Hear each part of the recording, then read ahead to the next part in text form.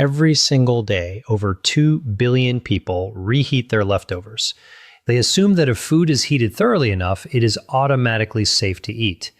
That assumption is costing lives. Here is a number I want you to remember: 1 in 6. That is the proportion of all cancer cases worldwide that researchers now associate with dietary factors, including the way food is stored, reheated, and consumed. According to data published in the journal CA, a cancer journal for clinicians, poor dietary habits are the second leading modifiable risk factor for cancer worldwide, ranking just behind tobacco use. Yet almost no one is talking about what happens to certain foods at the molecular level when they are reheated for a second time, whether in the microwave or on the stovetop. The chemical reactions that take place are completely silent. You cannot see them, you cannot smell them, but they are happening inside your food and then inside your body. My name is Dr. William. I've spent more than 15 years studying nutritional biochemistry and the relationship between food science and preventive oncology. Today, I'm going to show you 4 foods that you are almost certainly reheating. Foods that are probably sitting in your refrigerator right now, which undergo documented, scientifically verified chemical transformations when reheated. Transformations that carry a measurable cancer risk. Stay with me until the end of this video, because the 4th food on this list is one that almost every health-conscious person believes is completely safe. That belief, however, is dangerously mistaken. Before we go any further, I want you to understand something important. This is not about a minor inconvenience. This is not about an upset stomach or temporary food poisoning. What we are discussing is the slow, cumulative buildup of carcinogenic compounds inside your body over months and years. The kind of silent damage that often goes unnoticed until it becomes extremely difficult to reverse. Cancer rarely develops overnight. It is a gradual process, a slow progression. The building blocks of that process, free radicals, advanced glycation end products, nitrosamines, and lipid peroxidation byproducts, often enter your body not through cigarette smoke or industrial pollution, but through your own kitchen. The World Health Organization has classified several compounds formed during the reheating of certain foods as Group 1 or Group 2A carcinogens. Group 1 means there is conclusive evidence that the substance causes cancer in humans. Group 2A means it is probably carcinogenic to humans. These are not theoretical concerns. They are documented chemical reactions that occur in your kitchen, on your stovetop, or inside your microwave every time the wrong foods are reheated the wrong way. And here is the part that should concern you the most. The people at greatest risk are not those with unusual eating habits. They are ordinary people who believe they are making healthy food choices, lean proteins, cooked vegetables, rice, and eggs. These are the 4 food categories we are going to examine today. After watching this video, you will never look at your leftovers the same way again. Before we continue, let me briefly explain why I am qualified to discuss this topic. Not to impress you, but because in a world overflowing with health misinformation, you deserve to know who is giving you advice and why that advice is credible. I completed my medical training with a focus on internal medicine, followed by advanced fellowship training in nutritional biochemistry. Over the past 15 years, my research has focused specifically on how cooking methods, heat exposure, food storage, and food reheating alter the molecular structure of macronutrients and generate byproducts that interact with human DNA and cellular metabolism. For this video, I have reviewed hundreds of peer-reviewed scientific studies. Every claim I make is supported by published research from respected journals, including Food Chemistry, the Journal of Agricultural and Food Chemistry, Carcinogenesis, and The Lancet Oncology. I will explain the underlying mechanisms in clear, easy-to-understand language because the science is real, the evidence is strong, and you deserve to understand it. I am not here to sell you a supplement. I am not here to scare you into purchasing a course. I am here because preventive medicine begins with knowledge, and the information I'm about to share could genuinely help protect you and your family. Before we discuss the specific foods, I need to give you a brief but essential introduction to food chemistry. Please do not skip this section. It is the key to understanding everything that follows. When food is cooked for the first time, heat produces predictable and generally manageable chemical reactions. Proteins unfold, starches gelatinize, and fats emulsify. These are normal processes. However, when you reheat food that has already undergone these changes, especially food that has been stored in a refrigerator for several hours or even several days, an entirely different set of reactions begins to occur. First, oxidation. Fats and proteins that have been exposed to oxygen during storage become chemically unstable. When heat is applied again, these already damaged molecules break down even further into compounds known as lipid peroxides and malondialdehyde, both of which are well-documented agents capable of damaging DNA. Second, the Maillard reaction gone wrong. The Maillard reaction is responsible for the rich flavor and appealing brown color of many cooked foods. However, when proteins and sugars are repeatedly exposed to high temperatures, they can produce compounds known as advanced glycation end products, AGEs. These compounds promote chronic inflammation, one of the major biological drivers of cancer development. Third, nitrite conversion. Certain foods, particularly those naturally high in nitrates, undergo bacterial conversion while they are stored in a refrigerator. When these foods are reheated, the nitrates are converted into nitrites, which can then be further transformed into nitrosamines, compounds that the World Health Organization classifies as probable or confirmed carcinogens. Three mechanisms: oxidation, advanced glycation, nitrosamine formation. Keep these three terms in mind as we go through each food, because you will see one or more of these mechanisms involved in every example we discuss. Food number 1, cooked rice. Rice is the most widely consumed staple food on Earth. More than 3 billion people rely on rice as their primary source of calories. Billions of those people reheat leftover rice every single day. It is a deeply ingrained habit across nearly every culture in the world. However, there is a serious problem with this practice, one that has very little to do with the reheating process itself and everything to do with what happens during the time the rice spends in the refrigerator between the first cooking and the second. As cooked rice cools, it becomes an almost ideal environment for the growth of a bacterium known as Bacillus cereus. This is not a rare contaminant. It is naturally present in raw rice. It survives the initial cooking process and can multiply rapidly in cooked rice that is left at room temperature or stored in the refrigerator for extended periods. When you reheat the rice, the heat may kill the bacteria, but it does not destroy the heat-resistant toxins they have already produced. Those toxins survive the microwave, they survive the stovetop, and they enter your digestive system intact. However, while the bacterial risk is significant, it is not the primary cancer concern. The cancer concern is this: Bacillus cereus produces a toxin called cereulide, which laboratory studies have shown can damage the mitochondria inside human cells.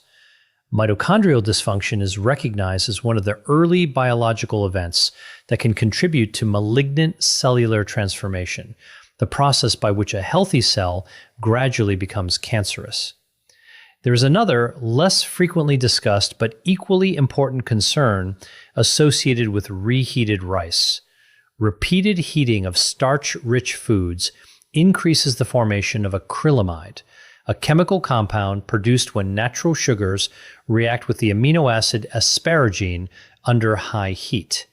The International Agency for Research on Cancer, IARC, classifies acrylamide as a Group 2A carcinogen, meaning it is probably carcinogenic to humans.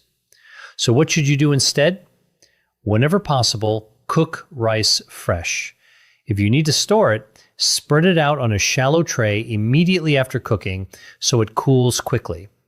Refrigerate it within 1 hour. Consume it within 24 hours. And never reheat rice more than once. Food number 2, cooked chicken. Here is something that may surprise you. Chicken is the world's most popular lean protein.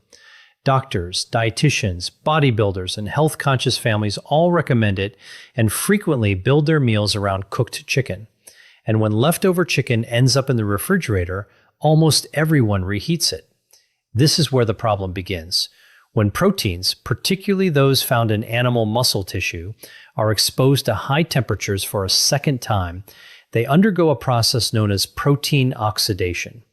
One consequence of this process is the formation of compounds called heterocyclic amines, HCAs. HCAs are not a controversial topic in nutrition science. They are among the most extensively researched dietary carcinogens in the scientific literature. Once HCAs enter the body, liver enzymes metabolize them into highly reactive compounds that can bind directly to DNA. This interaction with DNA can produce genetic mutations. Mutations affecting critical genes, especially tumor suppressor genes, represent one of the primary mechanisms through which cancer begins. A landmark study published in Carcinogenesis found that individuals who frequently consumed well-done or reheated poultry had a statistically significant increase in the risk of colorectal cancer. A separate analysis conducted by the Harvard T.H. Chan School of Public Health found that frequent consumption of reheated, processed chicken was associated with an increased risk of pancreatic cancer, one of the deadliest forms of cancer, with a 5-year survival rate of only 11%. Foods number 3 and 4 are the ones most people misunderstand. Food number 3 primarily affects people who take pride in maintaining a clean, healthy diet. Food number 4 is something that nutritionists and physicians routinely recommend eating, yet the risks associated with reheating it remain almost completely unknown to the general public. If you find this type of evidence-based, practical health information valuable, I encourage you to subscribe to this channel. I publish one new video every week, and each one follows the same approach as this video. Peer-reviewed scientific research translated into practical information that you can actually apply. No hype, no supplements, no hidden agenda, just the science and what it means for your health. Food number 3, spinach and other nitrate-rich leafy greens. Spinach is arguably one of the most celebrated vegetables in healthy eating. It is rich in iron, folate, magnesium, and powerful antioxidants. Nutritionists, oncologists, and cardiologists consistently recommend eating more spinach, and they are absolutely right when it is eaten fresh or cooked once and consumed immediately. The problem arises when spinach is stored and then reheated. Spinach, along with celery, beets, lettuce, and Swiss chard, is among the richest dietary sources of naturally occurring nitrates. In their natural form, these nitrates are beneficial. They help support cardiovascular health and contribute to healthy blood pressure regulation. However, once cooked spinach is refrigerated, naturally occurring bacteria on the surface of the leaves begin converting those nitrates into nitrites. This is the same chemical conversion that occurs in cured meats. It is also one of the reasons the World Health Organization classified processed meat as a Group 1 carcinogen in 2015. When spinach that has been refrigerated for 24 hours or longer is reheated, you are applying heat to a vegetable that has already undergone substantial nitrate to nitrite conversion. Under heat, those nitrites can react with amino acids present in the spinach and later in your stomach to produce nitrosamines. Nitrosamines are among the most potent dietary carcinogens identified by modern science. Animal studies have shown that they can induce cancer at remarkably low doses. In addition, Epidemiological research consistently associates high nitrosamine exposure with an increased risk of gastric, esophageal, and colorectal cancers. This is not a hypothetical concern created for this video.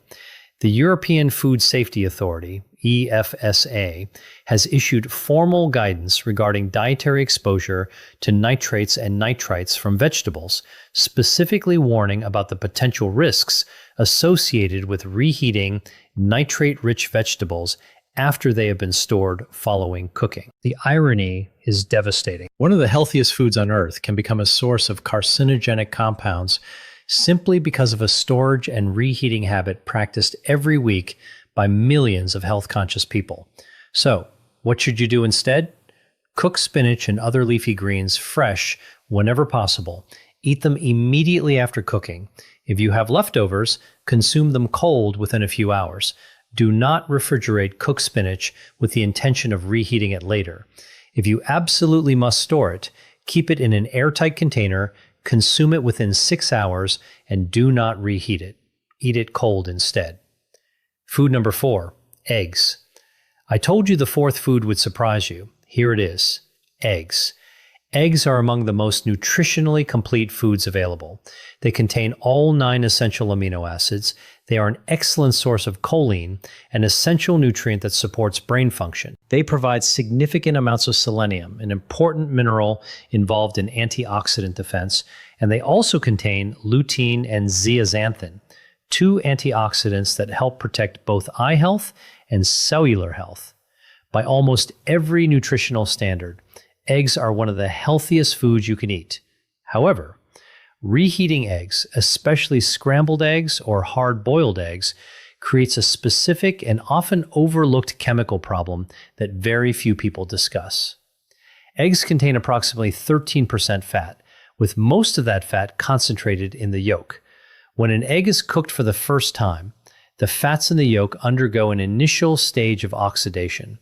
This is a normal and expected process. However, when a cooked egg is refrigerated and then reheated at a high temperature, those already oxidized fats undergo secondary lipid oxidation at a much faster rate. The byproducts produced during this process, particularly malondialdehyde and oxysterols, are now well documented in the scientific literature. Oxysterols in particular have attracted considerable scientific attention over the past decade. These compounds are oxidized forms of cholesterol that develop specifically when foods containing cholesterol are repeatedly heated. A comprehensive review published in the journal Food and Chemical Toxicology concluded that oxysterols possess pro-atherogenic, pro-inflammatory, and most importantly, cytotoxic and genotoxic effects on human cells. Genotoxic, that word is extremely important. It means toxic to the genetic material inside your cells, your DNA. By definition, genotoxic compounds are considered potential carcinogens because they can produce DNA strand breaks and genetic mutations that initiate the chain of events leading to cancer. There is another concern associated with reheated eggs. When cooked egg proteins are exposed to excessive heat for a second time, particularly during rapid microwave reheating, they undergo additional protein denaturation. These proteins form abnormal crosslinks that make them more difficult for your digestive system to break down. Even more importantly, some research suggests that the sulfur-containing amino acids naturally present in eggs, cysteine and methionine, can degrade during repeated heating. The degradation products formed from these amino acids may contribute to oxidative stress within the lining of the digestive tract. Oxidative stress affecting the intestinal lining is not a minor issue. Persistent oxidative stress in the gastrointestinal mucosa is considered one of the major proposed mechanisms involved in the development of colorectal cancer, the third most common cancer worldwide, responsible for nearly 1 million deaths every year. So, what should you do instead? Eggs are best eaten immediately after they are cooked. If you prepare eggs in advance, store hard-boiled eggs with their shells still on and eat them cold. Avoid reheating scrambled eggs or omelets in the microwave. If you absolutely need to warm an egg-based dish, use gentle, indirect heat, such as a warm water bath or a very low temperature oven. Never heat egg dishes to temperatures exceeding 165 degrees Fahrenheit. I want to be honest with you about something. When I first began reviewing the scientific research on reheated foods, when I carefully read the literature on nitrosamine formation, heterocyclic amines, and oxysterols, my first reaction was not fear. It was frustration. Frustration because this information is not hidden. It has been published in peer-reviewed scientific journals. It appears in official guidance from the European Food Safety Authority, the World Health Organization, and numerous public health agencies around the world. Yet somehow, it almost never reaches the dinner table. It is rarely communicated in a way that is clear, practical, and easy for ordinary people to apply in their daily lives. Billions of people make decisions about reheating food every day, not because they are careless, but because they simply have never been given this information. There are children eating reheated rice, spinach, and eggs in their school lunches 5 days a week. There are older adults with weakened immune systems reheating leftover chicken in the microwave simply because they live alone and it is convenient. There are fitness enthusiasts eating reheated, high-protein meal prep containers every day, convinced they are maximizing their health, completely unaware that the chemical composition of their food has changed significantly since it was originally prepared. None of these people are doing anything wrong. They simply do not know. Now you do. That is the purpose of this channel. That is the purpose of this video. Not to make you afraid of food, but to provide you with practical, evidence-based knowledge that allows you to make smarter, healthier decisions. To help close the gap between what modern science has already discovered and what the general public actually knows. So, let us bring everything together. 4 foods, 4 different biological mechanisms, 1 clear conclusion. Food matters. Food number 1, rice.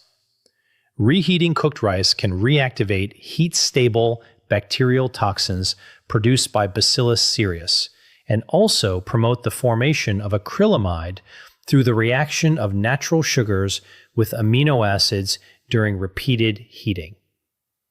Mechanism: bacterial toxin activity and acrylamide formation. Potential cancer connection: mitochondrial dysfunction and exposure to a group 2A probable carcinogen. Food number 2, chicken. Reheating cooked chicken at high temperatures promotes the formation of heterocyclic amines, HCAs, through protein oxidation, while also increasing lipid oxidation byproducts such as malondialdehyde and 4-hydroxynonenal. Mechanism: protein oxidation and lipid oxidation. Potential cancer connection: direct DNA interaction by HCAs and an increased risk of colorectal and pancreatic cancers. Food number 3, spinach and other leafy greens. During refrigeration, bacterial activity converts naturally occurring nitrates into nitrites. When these vegetables are reheated, the nitrites can react to form nitrosamines. Mechanism: nitrate to nitrite to nitrosamine conversion. Potential cancer connection: increased exposure to nitrosamines, which has been associated with gastric, esophageal, and colorectal cancers. Food number 4, eggs. Repeated heating of egg yolks, which contain both cholesterol and fat, promotes the formation of oxysterols, oxidized cholesterol derivatives with documented genotoxic activity, as well as secondary lipid oxidation products. Mechanism: cholesterol oxidation and secondary lipid oxidation. Potential cancer connection: DNA damage, oxidative stress affecting the intestinal lining, and an increased risk of colorectal cancer. 3 fundamental biochemical mechanisms appear repeatedly across 4 of the most commonly reheated foods in the world. Nitrosamine formation. lipid and protein oxidation, activation of bacterial toxins. This is not fear-mongering. It is food biochemistry that has been repeatedly, consistently, and rigorously investigated in the scientific literature. Now, let me tell you exactly what I want you to do with this information. These are practical, straightforward steps that require no special equipment, no supplements, and no drastic lifestyle changes. Just small, informed decisions that can substantially reduce your long-term exposure to potentially harmful dietary compounds. Cook rice fresh whenever possible. If you store it, cool it within 1 hour, refrigerate it immediately, consume it within 24 hours, and never reheat it more than once. Whenever possible, eat leftover cooked chicken cold in salads or wraps. If reheating is necessary, use the lowest effective temperature and avoid overheating beyond the recommended safe internal temperature. Do not reheat cooked spinach, Swiss chard, beet greens, or celery. Eat them cold or prepare them fresh instead. Store cooked leafy greens for no longer than 6 hours before consuming them cold. Cook eggs fresh whenever possible. If you prepare hard-boiled eggs in advance, store them unpeeled and eat them cold. Never microwave scrambled eggs or other egg-based dishes. Invest in a food thermometer.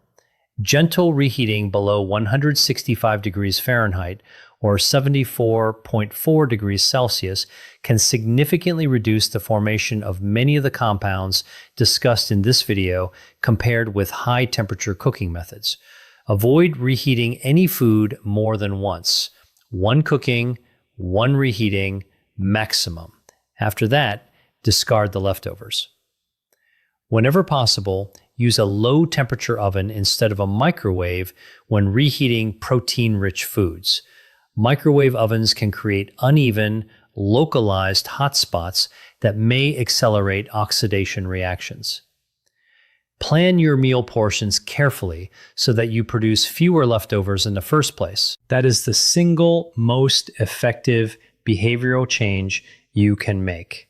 Before I finish, I want to ask you something, and I genuinely want to hear your answer. Which of these 4 foods surprised you the most? Was it rice, the food almost everyone reheats without giving it a second thought? Was it chicken, the protein that millions of people preparing healthy meals consider the gold standard? Was it spinach, the vegetable that virtually every health expert encourages you to eat more often? Or was it eggs? Let me know in the comments below. And if there is a specific food you would like me to investigate in a future video, something you eat regularly or frequently reheat, leave that in the comments as well. I read every single comment. Your questions help shape the research and future videos on this channel. Before we finish, there is one final message I want to leave you with. Think about someone in your life who reheats leftovers without giving it much thought. Perhaps it is a parent, a brother or sister, a college student living on meal prep chicken and rice, a spouse who has been reheating leftover spinach throughout the week, or someone who microwaves scrambled eggs every morning because they prepared a large batch on Sunday. They do not know what you know now, and you can change that in less than 10 seconds